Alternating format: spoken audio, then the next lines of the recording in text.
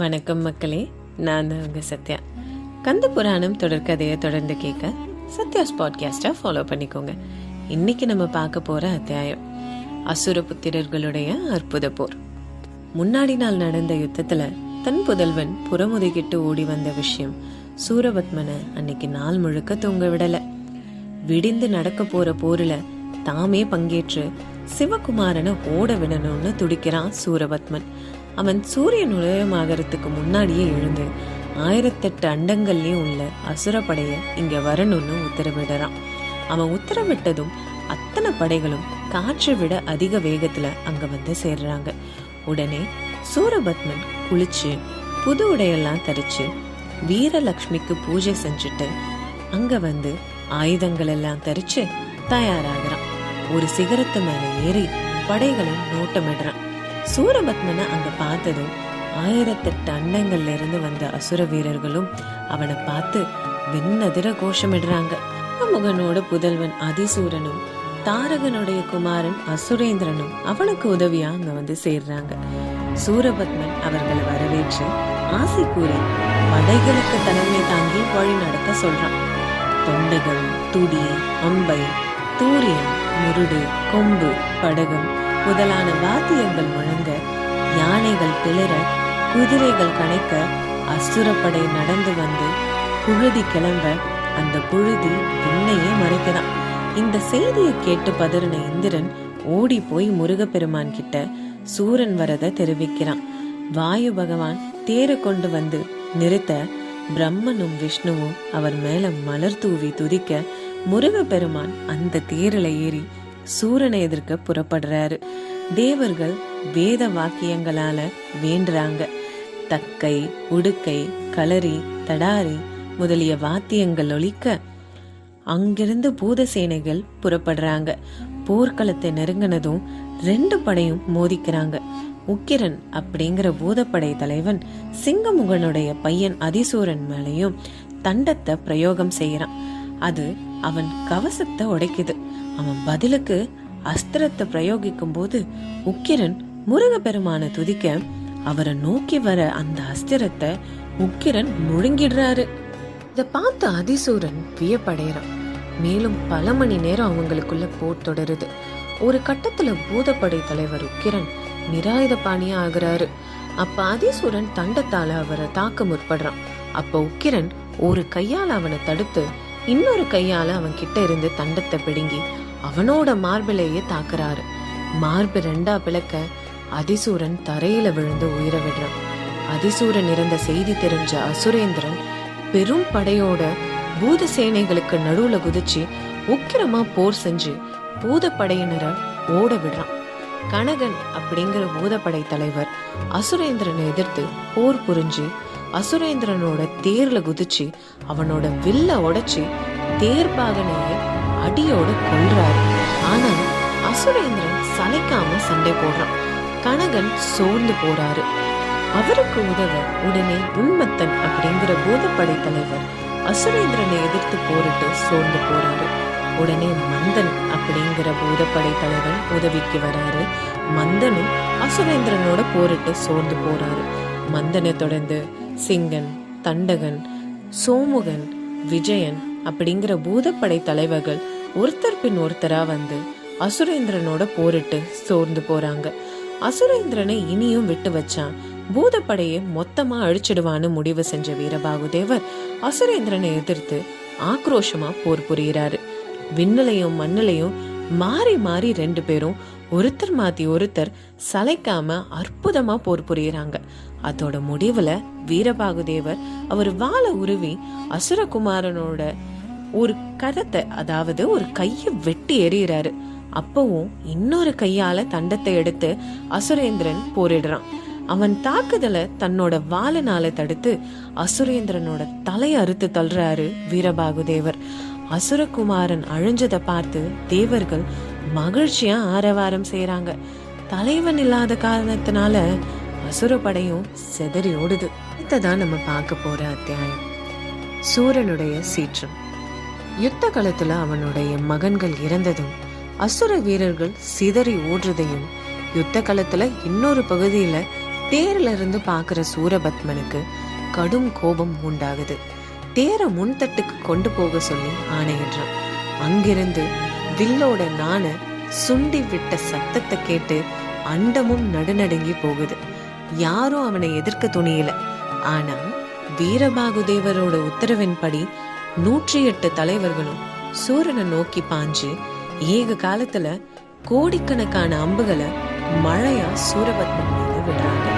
சூரன் அதையெல்லாம் ஒரு பொருட்டாவே மதிக்கல. ஒரு சுழன்று அதுல இருந்து தப்பிக்கிறாரு.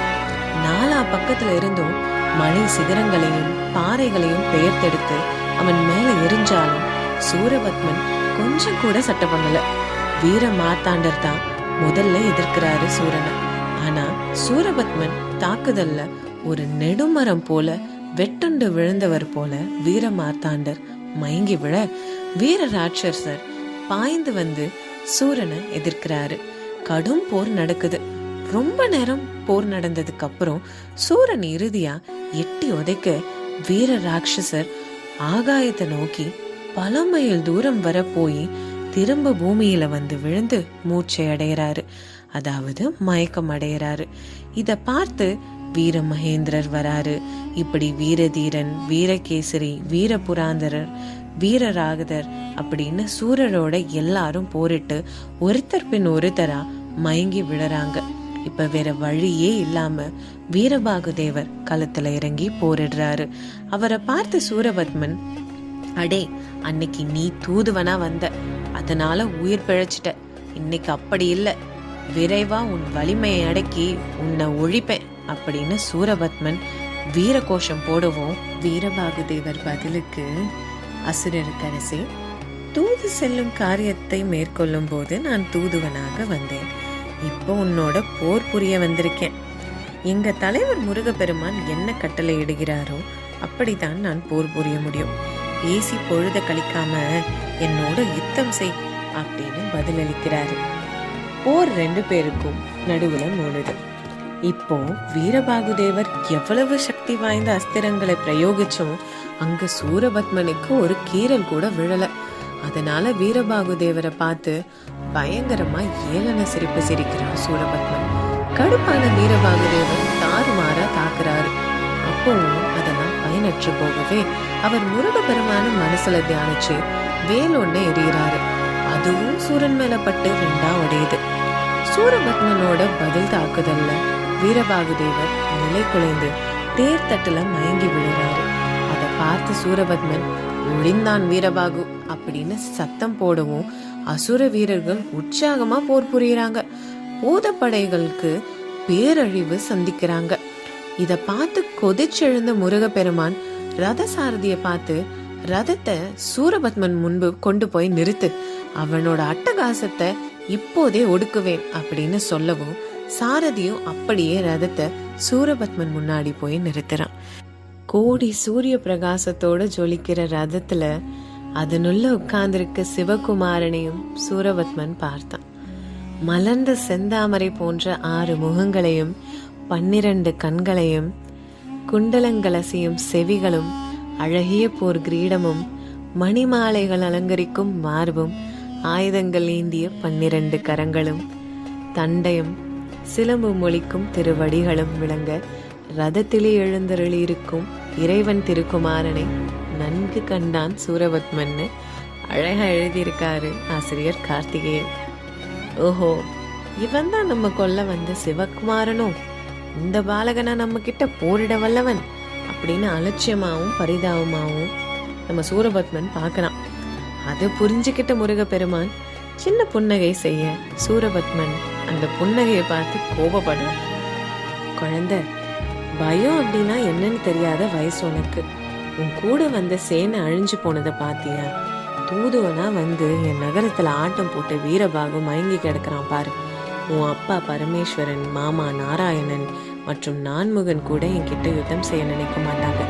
தேவர்கள் ஏதோ ஆசை வார்த்தை பேசி அவங்க கூட்டிட்டு வந்துட்டாங்க.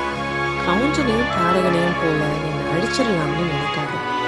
வீணா உயிரை விடாம திரும்ப போயிருந்தேன் சொல்றான் சூரபத்மன். உடனே முருகப்பெருமான் சூரபத்மனை கூர்ந்து பார்த்து மெல்ல சிரிச்சுட்டு, சூரபத்மன், உன் வாழ்க்கையில இருக்கிற நிம்மதி உனக்கு தெரியல. என் தந்தை கிட்ட தவம் இருந்து எல்லை இல்லாத வரங்களை பெற்றவன் நீ. இந்திராதி தேவர்களுக்கும் கிடைக்காத அற்புதமான செல்வம் மிகுந்த வாழ்க்கையை பெற்றவன் நீ. 1008 அண்டங்களையும் ஆட்சி நடக்குது. அதனால இந்த சின்ன பிள்ளை நம்மளை என்ன அழிச்சிட போகுதா அப்படின்னு நீ ஆணவத்துல பேசுற. எந்த சமயத்துல உன் பராக்கிரமத்தை பத்தி நீயே அகந்தையோட பேசினியோ அப்பயே அதுக்கு அழிவு தொடங்கிருச்சுன்னு உனக்கு விளங்கலையா? அறிவு இருக்கிறவங்க யுத்தம்னு வந்துட்டா எதிராளியா அலட்சியமா எண்ண மாட்டாங்க. சின்ன பையனா இருந்தா என்ன, பெரியவனா இருந்தா என்ன, யாரா இருந்தாலும் எதிரியா இருந்தா எதிர்க்கிறா இருந்தா அவங்களோட போரிடுறது தானே முறை. என்னோட வலிமைய நான் சொல்லி கேட்கிறத விட சண்டை போட்டு தெரிஞ்சுக்கோ அப்படின்னு முருகப்பெருமான் போருக்கு அழைக்க 2 பேருக்குள்ளேயும் போர் தொடங்குது. சூரபத்மன் அவரை நோக்கி அம்புகளை எய்ய முருகப்பெருமான் 7 அஸ்திரங்களை வச்சு சூரபத்மனோட தேர் மேல இருக்கிற கொடைய அறுத்தெறிகிறாரு. ஒரே பானத்துல அவரோட கிரீடத்தை உடைக்கிறாரு. ஆயிரக்கணக்கான பானங்களை, அதாவது அம்புகளை எய்து உடம்பலை அணிஞ்சிருக்க அனைத்து கவசத்தையும் ஆடை ஆவரணங்களையும் அழிக்கிறாரு.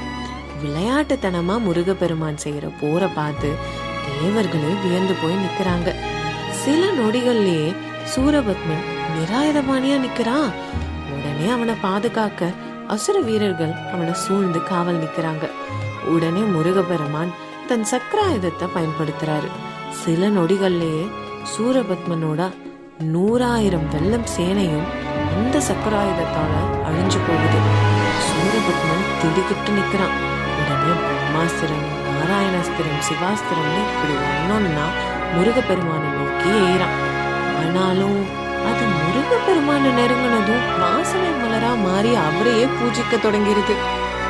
மறுபடி முருகப்பெருமான் சூரபத்மன் கிட்ட போற நிறுத்த தேவர்களை விடுவிக்க வாய்ப்பளிக்கிறாரு. ஆனா சூரபத்மனா கேட்பான். அவனுக்குள்ள ஒரு எண்ணம் தோன்றுது. அந்த சிவனோட சக்தி இல்லாம வேற எந்த சக்தியாலையும் என்னை அழிக்க முடியாது. இந்த சிறுவனா என்ன அடிப்பான். அதனால இவனால என் படைய மட்டும் தான் அழிக்க முடியும். நாளைக்கு வேற படையோட வந்து போரை தொடங்குவேன் அப்படின்னு முடிவு செஞ்சு தன்னோட மாயையை பயன்படுத்தி யுத்த களத்துல ஒரு குழப்பத்தை ஏற்படுத்துறான். அங்கிருந்து மறையும் செய்யறான். அவன் மறைஞ்சதும் அசுர படைகள் சிதறி ஓடுது. அவன் நகரத்துக்குள்ள நுழைய பூத படைகள் அனுமதி கேட்கிறாங்க. முருகப்பெருமானும் அனுமதிக்கவே பெரிய கூச்சல் ஆரவாரம் செஞ்சுட்டு மதில் சுவரை தாக்க முற்படும் போது அதிகோரன் அப்படிங்கிற அசுரன் தோமரம், பரசு, சூலன் முதலான ஆயுதங்களை ஏந்தி அங்க காவலர்களோட படைகள் திரட்டி மதில் சுவரை காத்து வரான். பூதப்படை நெருங்கவே அங்க கடுமையான யுத்தம் நடக்குது. பூதப்படை வீரர்கள் அசுரப்படை வீரர்களை கை வேற கால் வேற பிச்சு எறிகிறாங்க. 4 பக்கமும் மரண ஓலம். அசுர வீரர்களோட உயிரற்ற உடல்கள் மலை போல குவியுது. அதிகோரனோ அவன் பேருக்கு ஏற்றார் போல ரொம்பவும் கோரமா போர் புரியறான். மேகன் அப்படிங்கிற பூதப்படை தலைவனும் அதிகோரனும் தாறுமாறா அடிச்சுக்கிறாங்க. இறுதியில அதிகோரனை ஓங்கி மேகன் கன்னத்துல அறையிறாரு. அதிகோரன் மயங்கி விழறான். அப்படி விழறவன் எந்திரிக்கவே இல்லை. தேவர்களோட பூதப்படைகள் உற்சாகமா மதில் சுவரை உடைச்சு துவம்சம் பண்றாங்க. மொத்தமா அகழியில மதில் சுவர் உடைஞ்சு தகர்ந்து விழுது. எதிர்பட்ட வீரர்களை அடிச்சு அகழியில தள்ளுறாங்க. அதுல உள்ள முதலையும் சுறாக்களும் அசுர வீரர்களை கடிச்சு திங்குது. அதே சமயம் சூரியன் அஸ்தமனமாகவே அன்றைக்கு போற முடிச்சுட்டு முருகப்பெருமானோட எல்லாரும் பாசறைக்கு திரும்புறாங்க. சோகமா போர்க்களத்துல இருந்து சூரபத்மன் திரும்பின செய்தியை கேட்டு அவன் மகன் பானுகோபன் அரண்மனைக்கு வரான். அங்க சிந்தனையில அமர்ந்திருக்க அவங்க அப்பா கிட்ட போய் அப்பா அப்படின்னு பரிவா கூப்பிடுறான். சூரபத்மன் அவனை பார்க்கவும், அப்பா நேத்து நான் போர்க்களத்துல செஞ்ச யுத்தத்தை நீங்க நேர்ல பாத்திருந்தா மெய் சிலிர்த்து போயிருப்பீங்க. அந்த வீரபாகுவெல்லாம் திணற விட்டுட்டேன். அவனுக்கு சமமா என்னால போர் புரிய முடிஞ்சது தெரியுமா? ஆனா கடைசியில அவன் சிவாஸ்திரத்தை எடுக்கும் போது என்கிட்ட அந்த அஸ்திரம் இல்லை. அதனால அரண்மனைக்கு திரும்பி மறுநாள் வலிமையான படைகளை திரட்டிட்டு அவனை யுத்தத்துல சந்திக்கலான்னு போன போது நீங்க மறுநாள் அதிகாலையிலேயே கிளம்பிட்டீங்கன்னு கேள்வி வந்தது. அதனாலதான் நான் பின்வாங்கிட்டேன். நீங்கள் ஏன்ப்பா நாங்கள் இருக்கிறப்ப சின்ன பையன்கிட்ட சண்டைக்கு போகணும்? நான் நாளைக்கு போய் அவனை சிறைப்பிடிச்சு இழுத்துட்டு வரேன்னு சொல்லவும் சூரபத்மன் சின்ன புன்னகை செஞ்சுட்டு, மகனே, நீ பேசுகிற அந்த வார்த்தையெல்லாம் உண்மையாகவே எனக்கு ஆறுதல் அளிக்குது. ஆனால் நீ சொன்னியே அந்த சிவபுத்திரன் சாதாரண குழந்தை இல்லை. அவனை எதிர்க்கக்கூடிய ஒரே சக்தி என்னொருவனுக்கு மட்டும்தான் இருக்குது. நீ வேணும்னா வீரபாகுவை தனியாக அழைச்சி போர் புரிஞ்சு அவனை வீழ்த்து. அந்த சிவபுத்திரனை நான் பார்த்துக்கிறேன் அப்படின்னு சொல்லவும் பானுகோபன் தந்தையோட ஆணையை ஏற்றுக்கிறான். இவங்க இப்படி பேசிட்டு இருக்கும் போதே ஒரு காவலன் ஓடி வந்து பூதப்படைகள் நகரத்துக்கு ஏற்படுத்தின சேதத்தையும் அவங்க மதில் சுவரை எப்படி உடைச்சாங்கன்றதையும் சொன்னாங்க. அதனால 2 பேரும் கடும் கோபம் அடைகிறாங்க. பானுகோபன் சீற்றத்தோட அசுர தட்சனை வர சொல்லி உடனே மதில் சுவரையும் அகழியும் பழைய நிலைமைக்கு கொண்டு வரணும் உத்தரவிடுறான். அடுத்த கணமே அசுர தட்சன் பழைய நிலைக்கு நகரத்தை சீரமைக்கிறான். அகழியை இன்னும் ஆழமாகிறான். அதற்கப்புறம் அதிகம் பலம் பொருந்திய மகாவன் அப்படிங்கிற அசுரனை அழைச்சி படைகளோட மதில காவல் செய்ய உத்தரவிடுறான். இப்படியே அன்றிரவு கழியுது. ஆசிரியர் கார்த்திகேயன் இந்த அத்தியாயத்தை இப்படித்தான் முடிக்கிறாரு. அடுத்ததான் நம்ம பார்க்க போற அத்தியாயம் இளவலன் 2ஆம் நாள் யுத்தம். பானுகோபன் அன்றைக்கு இரவு தூங்கவே இல்லை. முதல் நாள் யுத்தத்துல அடைஞ்ச தோல்வி அவனை தூங்க விடல. இன்றைக்கு யுத்தத்துல எப்படியாவது ஜெயிக்கணும்னு முடிவு செஞ்சு அவன் தந்தையின் தாயான, அதாவது பாட்டி மாயைய அழைக்கிறான். பாட்டி, வீரபாகு என்னை ரொம்ப அலக்கழிக்கிறான். அவனை வெல்ல மாயாஸ்திரம் தாங்கன்னு கேட்க, மாயையோ, குழந்தை, நீயும் உங்க அப்பா கூட சேர்ந்து அதர்மங்கள் பல புரிஞ்சதாலதான் நிகரற்ற போர் வித்தைகளும் அவன் முன்னாடி பயனற்று போகுது. விதிய வெல்ல யாரால முடியும்? போனது போகட்டும். இந்த மந்திரத்தை உச்சரிச்சு இந்த அஸ்திரத்தை நீ பிரயோகம் செய்யும் போது பகைவன் அழிவான்னு சொல்லி கொடுக்கறாங்க. மாயை மறைஞ்சும் போறாங்க. அதை வாங்கிட்டு உற்சாகமா வீரபாகு தேவருக்கு அசுரன் மூலம் தூது அனுப்புறான் பானுகோபன். இன்றைய யுத்தத்திலே வீரபாகுவின் உயிரை பறிக்காது திரும்புவதில்லை என்று சபதம் பூண்டு வந்திருப்பதால் யுத்தத்துக்கு அழைத்துள்ளார் அப்படிங்கிற செய்தியை படிச்சதும் வீரபாகு தேவர் கடகடன்னு சிரிச்சுட்டு, அடே, இன்னைக்கு நடக்க போறது என்னன்னு தெரியுமா? பானுகோபனோட உயிரை நான் கவர போகிறேன். திரும்ப போய் இதை சொல்ல அவனிடம் அப்படின்னு சொல்றாரு. முருகப்பெருமானுக்கு இந்த செய்தி தெரிஞ்சு அந்த இடத்துக்கு வந்து, சகோதரா, தூது செய்தி வந்தது பத்தி நானும் கேள்விப்பட்டேன். நீ போருக்கு புறப்பட்டு போய் அசுரனோடு போர் புரிஞ்சு வெற்றியோடு திரும்பு. ஆனா அசுரன் வஞ்சகன், மறந்துடாத. அவன் மாயை போர் புரிஞ்சா உன்னை காக்க என் வேல் வரும்னு சொல்லவும் முருகப்பெருமான் கிட்ட ஆசை பெற்று வீரபாகு தேவர் புறப்படுறாரு. யுத்தம் தொடங்குது. எப்போதும் போல ஒருத்தர் பயங்கரமா போர் புரியுறாங்க. இந்த பக்கம் 2 படைகளும் கோரமா போர் புரியுறாங்க. வாயு அஸ்திரம், நாகாஸ்திரம், இப்படி பல வகையான வலுவான அஸ்திரங்களை 2 பேரும் பயன்படுத்துறாங்க. 2 பேரும் சோர்வடையாம ஒருத்தர் மேல் ஒருத்தர் சிவாஸ்திரத்தையும் பிரயோகிக்கிறாங்க. அப்படி பிரயோகிக்கும் போது ஒன்றோடு ஒன்று மோதி கொள்ளும் போது அந்த சத்தம் அண்டங்கள் அத்தனையும் அதிருது. சிவாஸ்திரம் 2ம் மோதிக்கிட்டா ஒரு சத்தம் கீச்சுன்னு கேட்கும். அந்த சத்தம் இருக்கிறதுலே ரொம்ப பயங்கரமான சத்தமாமா. அப்படி சிவாஸ்திரம் ஒன்றோடு ஒன்று மோதும் போது அங்கிருந்து அதுல இருந்து ருத்ரர்களும் காளிகளும் அளவில்லாம தோன்றி பல வகையா போரிடுறாங்களாம். அவங்களோட அலறல் சத்தத்திலேயே இந்த பக்கம் பூதப்படைகள்ல பல பேரு, அசுர படைகள்ல பல பேரு உயிரை விடுறாங்களாம். தேவர்களும் பூத சேனைகளும் ஓடி வந்து வீரபாகு தேவரை சூழ்ந்துக்கிறாங்க. எந்த பக்கம் பார்த்தாலும் படுநாசம். பானுகோபனோட சிவாஸ்திரம் வலுவிழந்து அவன்கிட்டயே திரும்ப வருது. ஆனா வீரபாகு தேவரோட சிவாஸ்திரம் பானுகோபனோட 4 வகை படைகளையும் அடிக்குது. பானுகோபன் மட்டும் மிச்சம் இருக்கான். இந்த அஸ்திரங்கள்னால ஏற்பட்ட சத்தம் அரண்மனையில இருக்க சூரபத்மனுக்கு கேட்டு ஏதோ பிரளயம்தான் வந்துருச்சோ அப்படின்னு பயந்து ஒற்றர்கள் மூலம் செய்தி கேட்டு தெரிஞ்சுக்கணும்னு அவங்கள அனுப்புறான். அவங்களும் செய்தியை தெரிஞ்சுட்டு வந்து சொல்லவே, ச்சே, வீரபாகு தேவனை லேசா எண்ணிட்டோமே அப்படின்னு சூரபத்மன் வருத்தப்படுறான். அதே சமயம் இந்த பக்கம் பானுகோபன் நிலைமையை பார்த்து தேவர்களையும் பூதப்படையையும் குறைச்சி எடை போட்டுட்டோம், இவங்களை போய் நம்ம எப்படி தோக்கடிக்கிறது அப்படின்னு முடிவு செஞ்சு தன் உருவத்தை மாயையாக மறைச்சுக்கிட்டு வானத்தை நோக்கி படைக்கிறான். அந்த சமயம் சூரியன் அஸ்தமனமாகவே தேவர்கள் படையும் நம்ம வெற்றி அடைஞ்சுதான் நினைச்சு புறப்பட தயாராகிறாங்க. ஆனா வானத்துல இருக்கிற பானுகோபன் தான் சூழல் வச்சிருக்கானே, அதாவது சபதம் போட்டிருக்கானே ஜெயிக்காம வீட்டுக்கு போறதுன்னு. அதனால மாயாஸ்திரத்தை பிரயோகிக்கணும்னு முடிவு பண்றான். தன் பாட்டி கிட்ட இருந்து வாங்கின மாயாஸ்திரத்தை எடுத்து அது கிட்ட, ஏ அஸ்திரமே, உடனே போய் வீரபாகுதேவரையும் அவனோட சுற்றத்தாரையும் போய் மாயையால அவங்க மூளைய மயங்க செஞ்சு அவங்களோட உயிரை பறிச்சு அவங்க உடல்களை எல்லாம் சுத்தோதக சமுத்திரத்துல கொண்டு போய் தள்ளுன்னு சொல்லி பிரயோகிக்கிறான். உடனே பானுகோபன் சந்தோஷமா வெண்ணிலிருந்து வெளிப்பட்டு அரண்மனைக்கு போய் தன் தந்தை மடியில விழுந்து வீரபாகு ஒழிந்தான் அப்படின்னு சொல்லவும் முதல்ல சூரபத்மனால நம்ப முடியல. ஏன்னா அவனுக்கு ஒற்றர்கள் மூலம் கிடைச்ச செய்தி வேறையாச்சே. ஆனா பானுகோபன் கடைசியில மாயையோட அஸ்திரத்தால கிடைச்ச வெற்றியை பத்தி சொல்லவும் 2 பேருக்கும் பெரும் மகிழ்ச்சி அடைகிறாங்க. அதே சமயம் இந்த பக்கம் நடந்த கொடுமையை பார்த்துட்டு இருந்த தேவர்கள் ஆறுமுக பெருமான் கிட்ட தெரிவிக்க ஓடுறாங்க.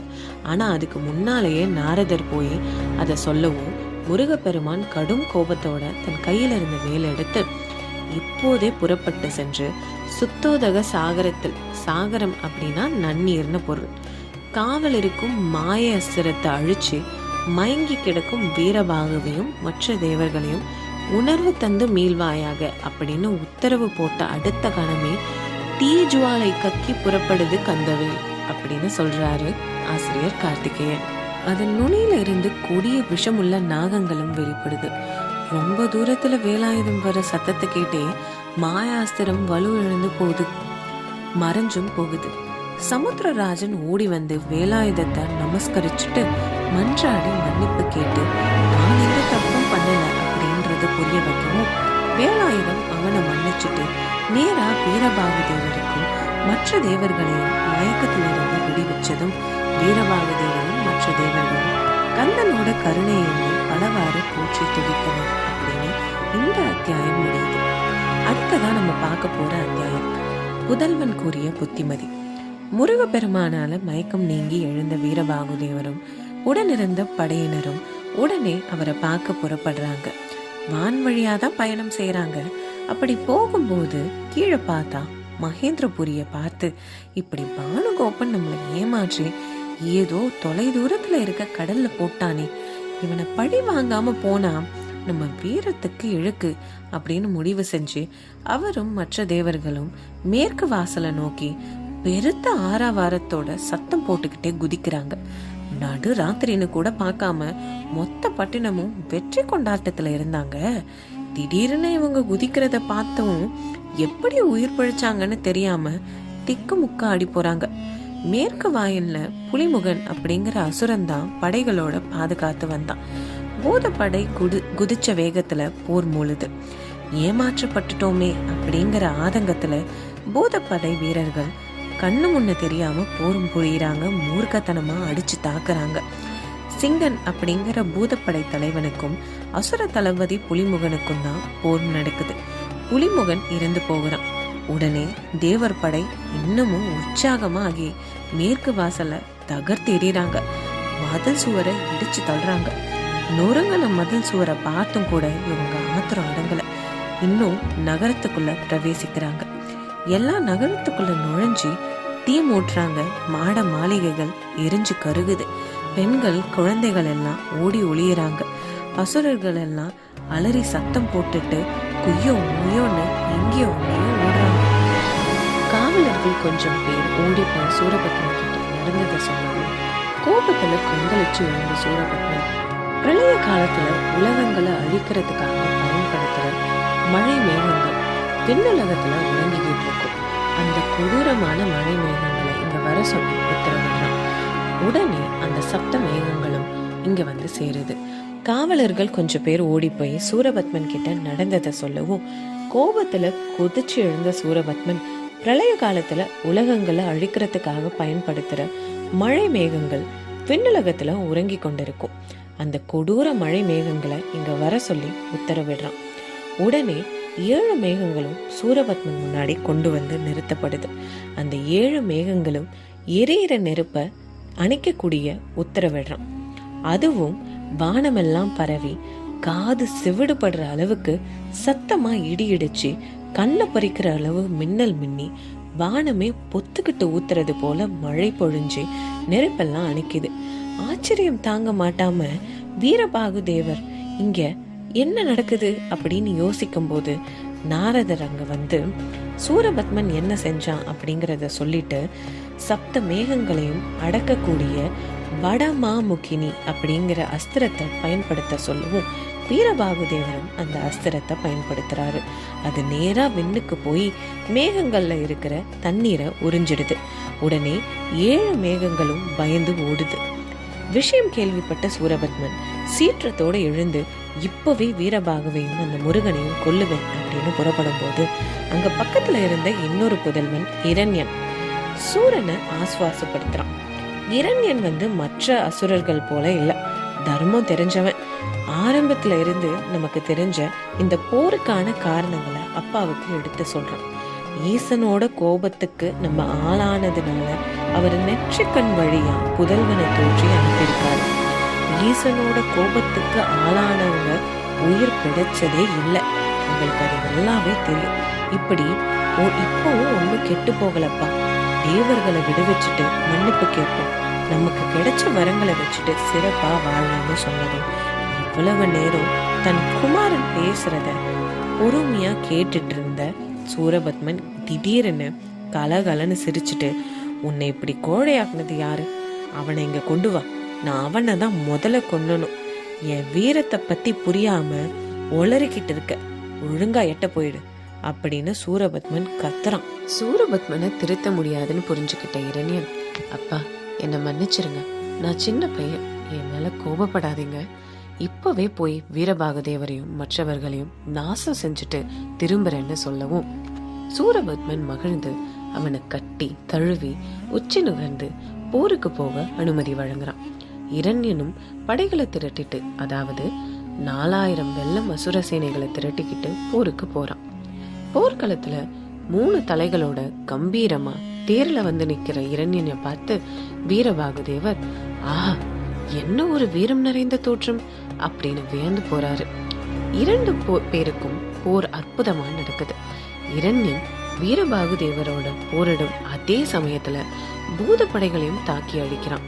அவனுக்கு அவ்வளோ வீரம் இருக்கு. ரொம்ப நேரம் போருக்கு அப்புறம் எந்த விதமான அஸ்திரங்களாலையும் வீரபாகு தேவரை வெல்ல முடியாதுன்னு முடிவு செய்யறான். அவரோட போரிட்டா உயிர் தப்ப முடியாதுன்னு உணர்றான். சூரபத்மன் மற்ற இரண்யன் சகோதரர்கள் பானுகோபன், அக்னிமுகன் மற்றும் சிற்றப்பன் சிங்கமுகன் அப்படின்னு ஒருத்தர் பின்னாடி ஒருத்தர் அழிய போறாங்கன்னு அவனுக்கு நல்லாவே தெரியுது. இவன் புத்திமதியை ஏன் சூரபத்மன் கேட்கல?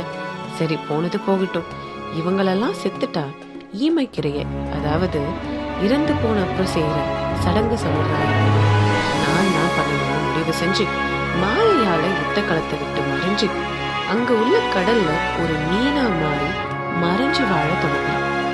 இரண்யன் தோற்று ஓடி போய் ஒளிஞ்சுக்கிட்டான்னு தெரிஞ்சதும் வீரபாகு தேவர் வெற்றி சங்கம் பயன்படுத்தி ஊதுறாரு. அதனால பூதப்படை வெற்றி கொண்டாட்டம் செய்யறாங்க. இந்த அத்தியாயம் இப்படிதான் முடியுதுன்னு ஆசிரியர் கார்த்திகேயன் எழுதியிருக்காரு. அடுத்ததா நம்ம பார்க்க போற அத்தியாயம் அக்னிமுகன் அழிந்தான்.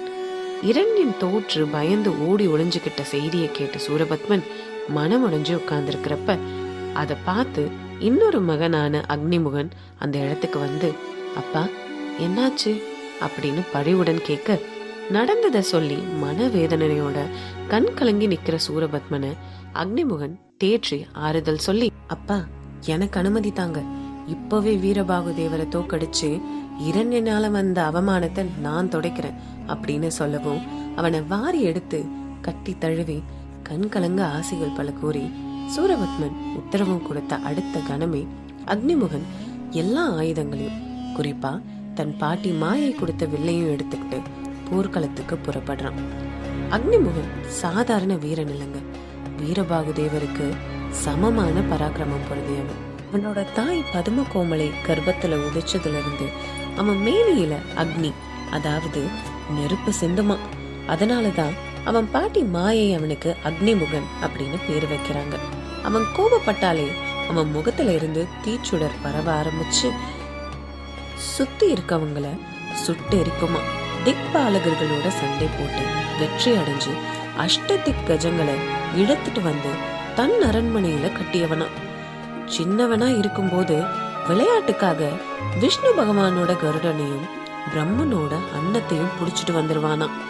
அப்புறம் அவனை பல வகையில சமாதானம் செஞ்சு திருப்தி செஞ்சு திரும்ப வாங்கிட்டு வருவாங்களாம். சூரியனும் சந்திரனும் கூட இவனால சிறைப்படுத்தப்பட்டு சொல்ல முடியாத கஷ்டப்பட்டு இருக்காங்க. இப்படிப்பட்டவன் தாங்க அக்னிமுகன். அவனோட சோமகண்டன், சோமன், சூரியஜித்து, மேகன், பிரகலன் அப்படிங்கிற படைத்தலைவர்கள் யுத்த களத்தை அடையிறாங்க. 2 படையினரும் மோதிக்கிறாங்க. ஆயுதங்கள்ல இருந்து ஏற்படுற, அதாவது ஒன்னு உரசும் போது தீப்பொறி பறக்குதாமா. 2 பக்கமும் பெருநாசம். சோமகண்டன் அப்படிங்கிற அசுர படை தலைவனுக்கும் நம்ம வீரபாகு தேவருக்கும் நடந்த கடும் யுத்தத்துல சோமகண்டனை வீரபாகு தேவர் கொல்றாரு. அதனால மேகனை அக்னிமுகன் அனுப்ப அவனையும் வேலாயுதத்தை பயன்படுத்தி வீரபாகு தேவர் கொல்றாரு. இப்ப அவரோட அக்னிமுகனை களத்துல நேரடியா போரிடுறான். அவரோட 7 சகோதரர்களும் உதவிக்கு வராங்க. இவங்க எல்லாரையும் ஒன்னா பார்த்த அக்னிமுகன் சற்று பின்வாங்கி சிவாஸ்திரத்தை பயன்படுத்துறான்.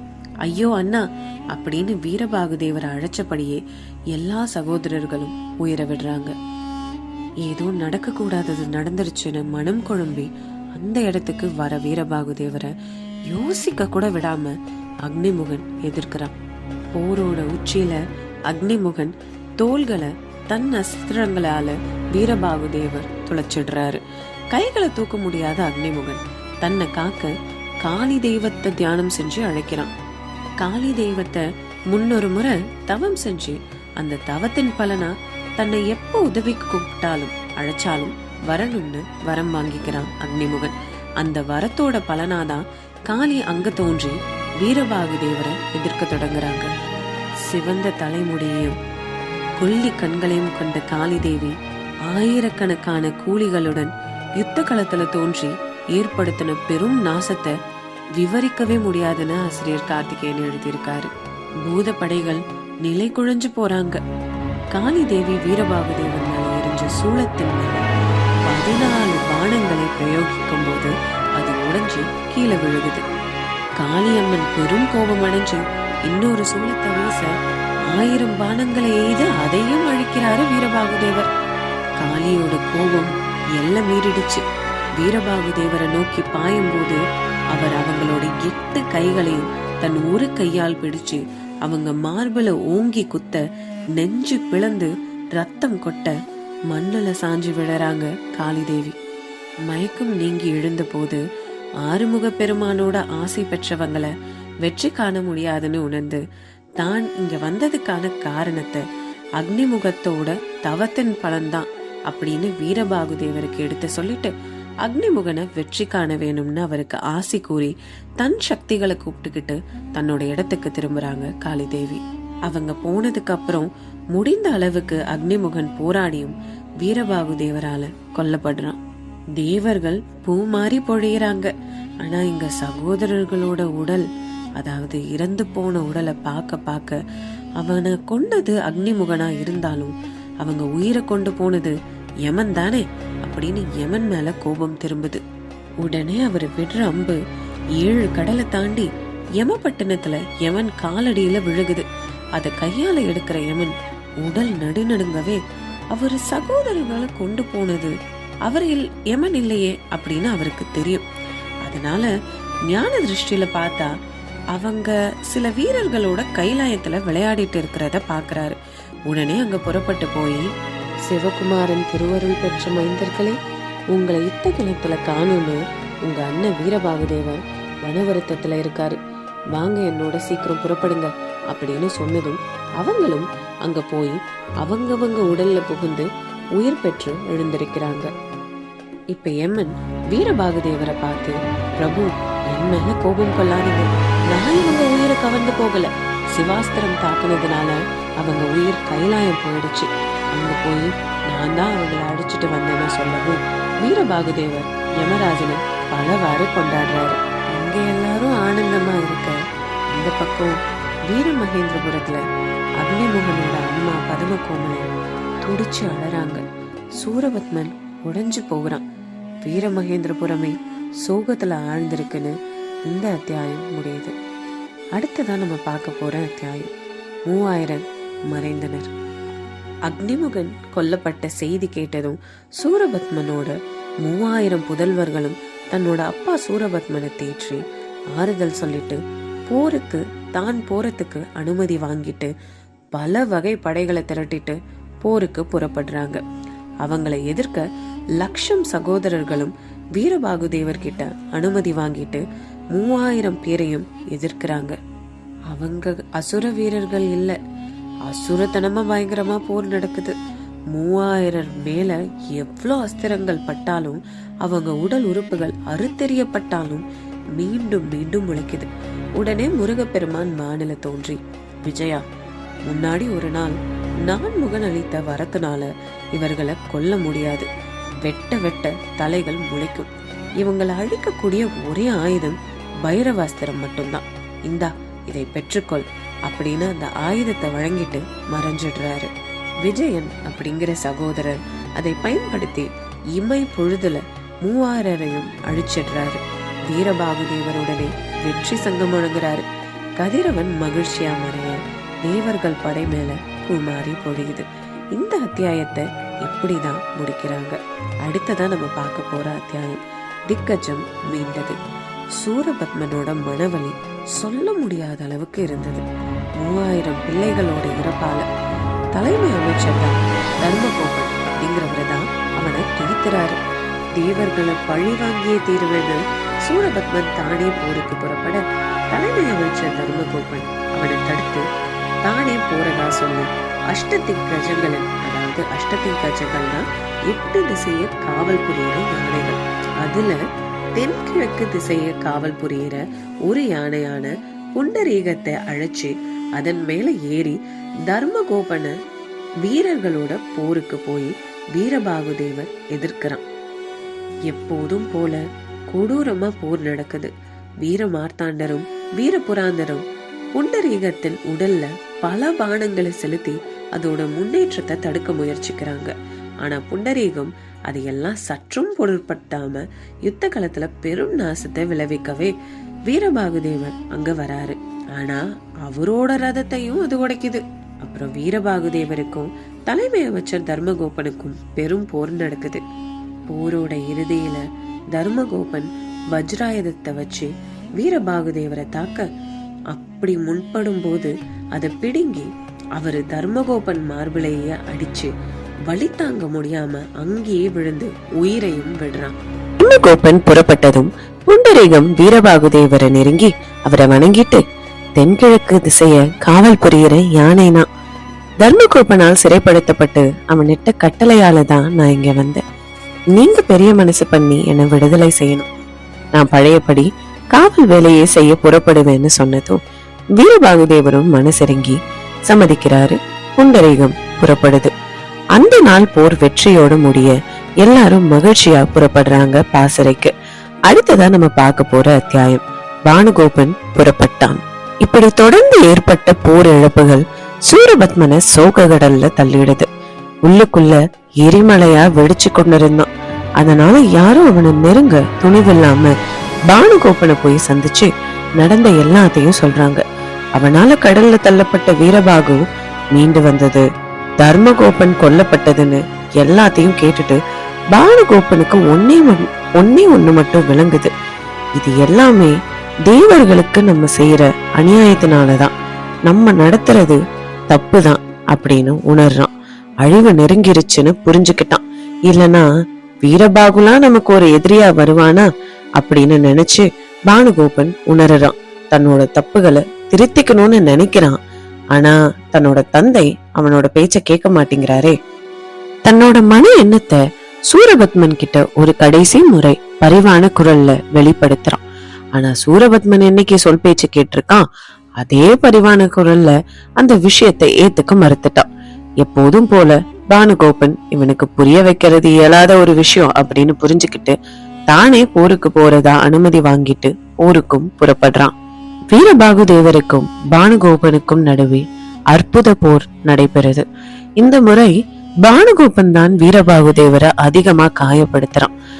அதீத பராக்கிரமத்தோட போர் வெகு நேரம் தொடருது. சக்தி வாய்ந்த எல்லா அஸ்திரங்களும் இரு தரப்புல இருந்தும் பிரயோகிக்கப்படுது.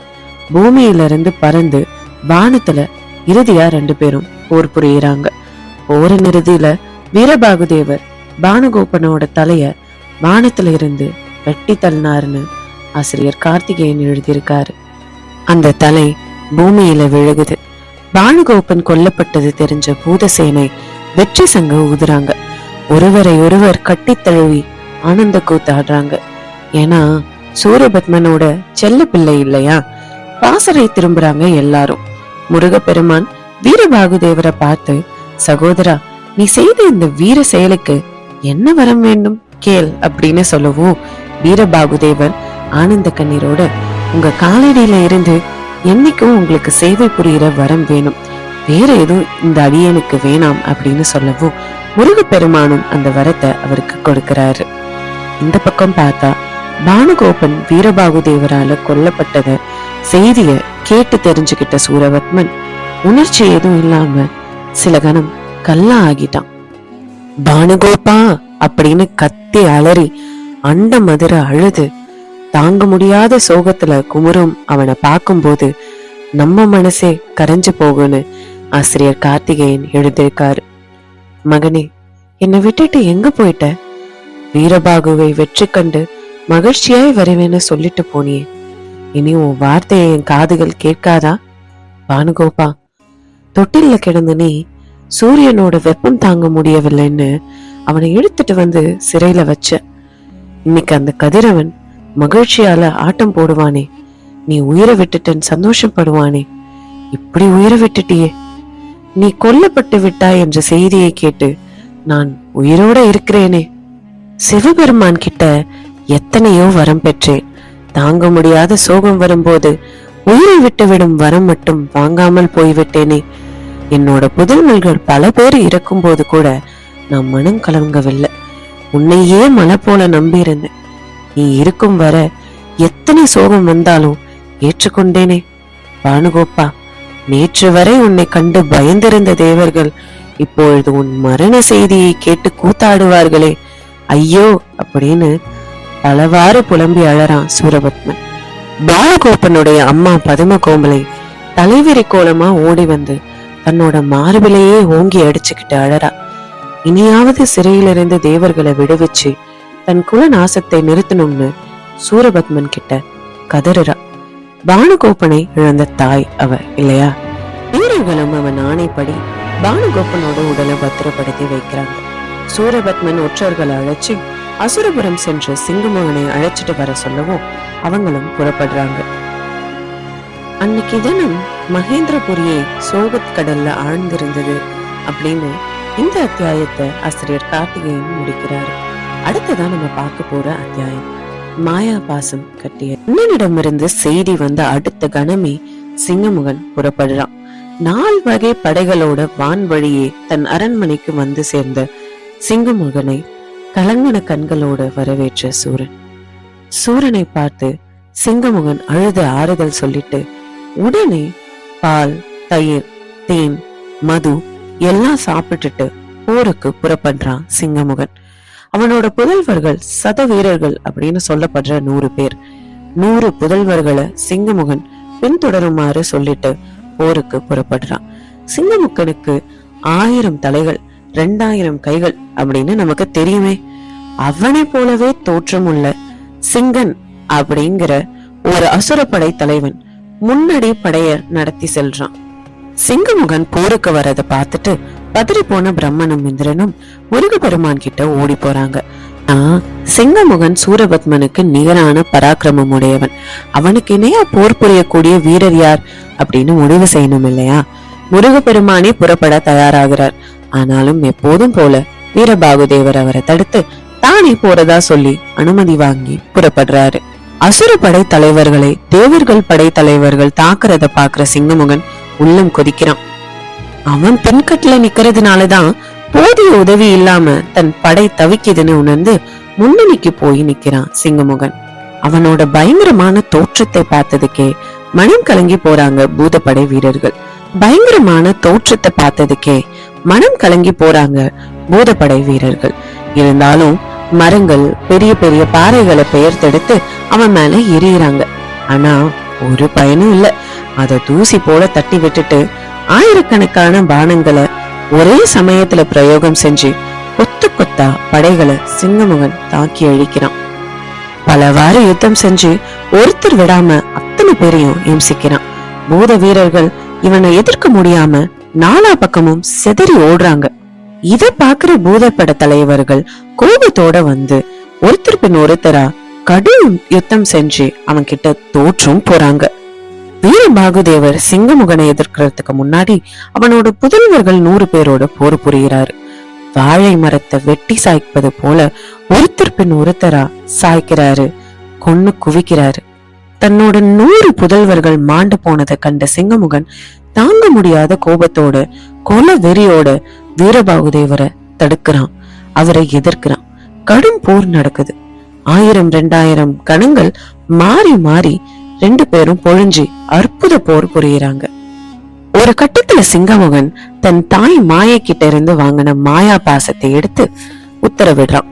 நீ இப்போதே விரைந்து சென்று வீரபாகுதேவரையும் அவனோடு இருக்கிற வீரர்களையும் கட்டி தூக்கிட்டு போய் கதிரவன், அதாவது சூரியன் உதயமாகிற உதயகிரி அப்படிங்கிற மலையில தள்ளி அங்கேயே காவலரு அப்படின்னு உத்தரவிடுறான். மாயா பாசமும் போர்க்களத்துல பயங்கரமான இருளை பரப்பிக்கிட்டே வந்தது. அத பாக்குற வீரர்களுக்கு குலை நடுங்குது. அஸ்திரம் அவங்கள தாக்கி உதயகிரி மலையில கொண்டு போய் போட்டுட்டு அங்கேயே காவலும் நிக்குது. தேவர்கள் என்ன நடக்குதுன்னு புரியாம பாசறைக்கு ஓடி போறாங்க. சிங்கமுகன் கடகடன்னு சிரிச்சுக்கிட்டே, எங்க இருக்கான் அந்த சிவகுமாரன்? இப்பவே அவனை கொன்னு தேவர்களை அழிப்பேன் அப்படின்னு கர்ஜிக்கிறான். பாசறையில் பதுங்கி இருக்கிறானா? நான் அங்கேயே போய் அவனை கொல்வேன் அப்படின்னு சிங்கமுகன் சொல்லிக்கிட்டே புறப்படுறான்னு ஆசிரியர் கார்த்திகேயன் இந்த அத்தியாயத்தை முடிக்கிறாரு. அடுத்ததா கந்த புராணத்துல என்ன நடக்குதுன்னு தெரிஞ்சுக்க நம்ம சத்யாஸ் பாட்காஸ்ட சப்ஸ்கிரைப் பண்ணிக்கோங்க. அடுத்த பகுதியில நான் உங்களை சந்திக்கிறேன். நான் தான் உங்க சத்யா.